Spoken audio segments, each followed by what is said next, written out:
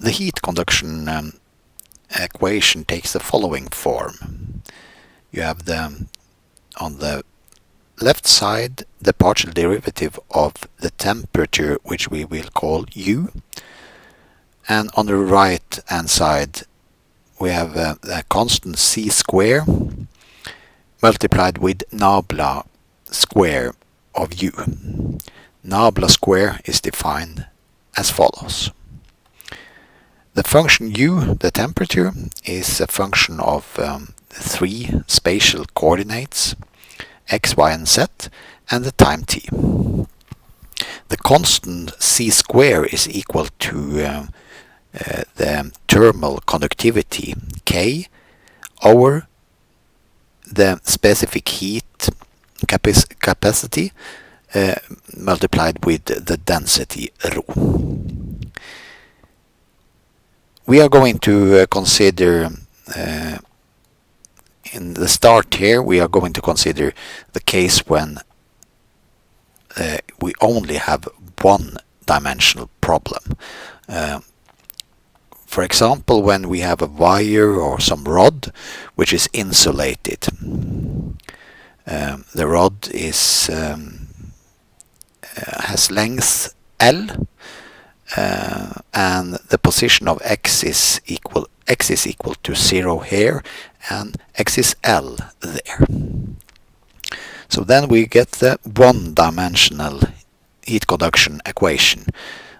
These two components of the general heat conduction equation, they vanish.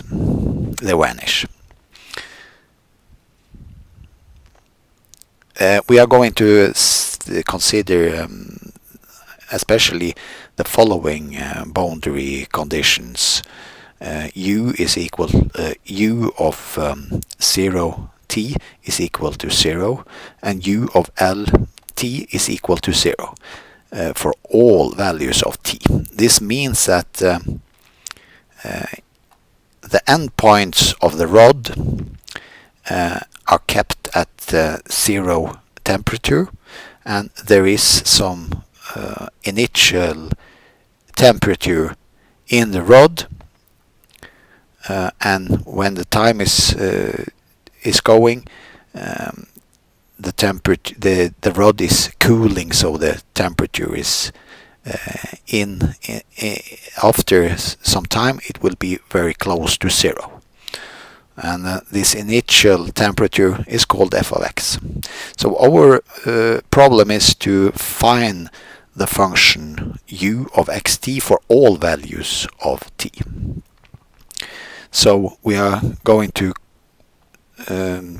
use the same procedure as we did for the wave equation. We use the separation of variable technique. We have two functions, one function f of x multiplied with g of t. We start with this assumption, and when we find the partial derivative of u using this definition, we get this expression, and the second derivative of u with respect to x, which we also need, will be the second derivative of f of x multiplied with g of t. When we insert this expression into the one-dimensional heat equation, then we obtain the following. We obtain on the left side of the wave equation this expression due to the fact that the derivative of u is equal to this guy, and on the left side c square multiplied with this. So let's, for example, divide with g and f on both sides. Then we get this equation.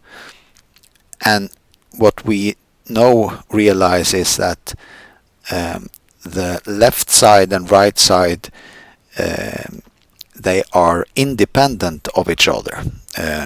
We know that the left side is only a function of t, and the right side is only a function of x, and the only situation when this happens is when the left side and right side is only a constant.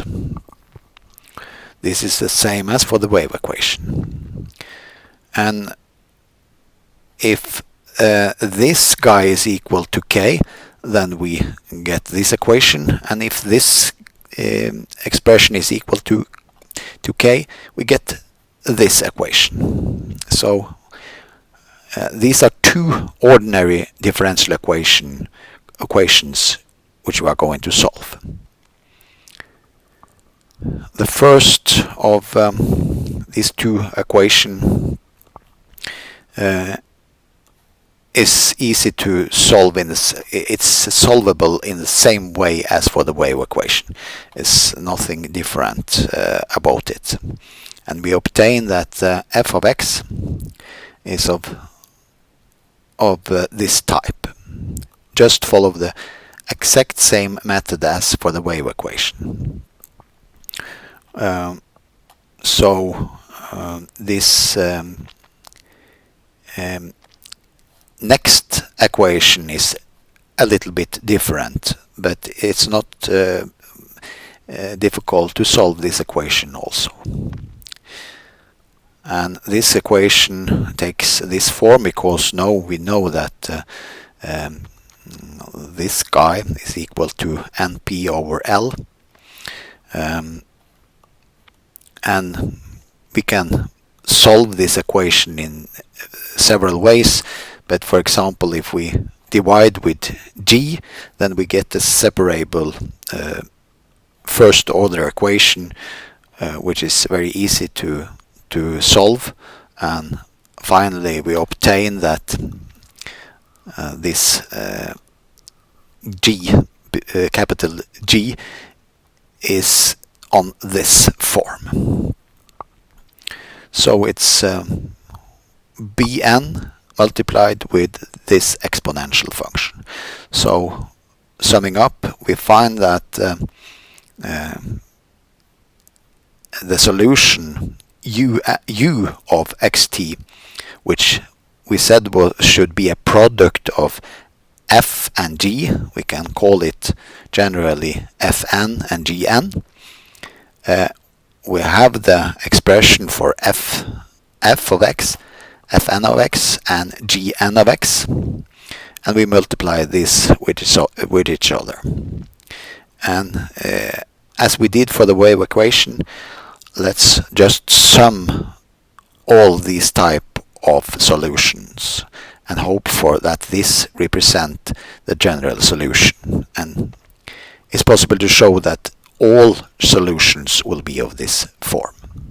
So u x of t is a sum from n equals 1 to infinity of un of x, where un of x is given by this expression.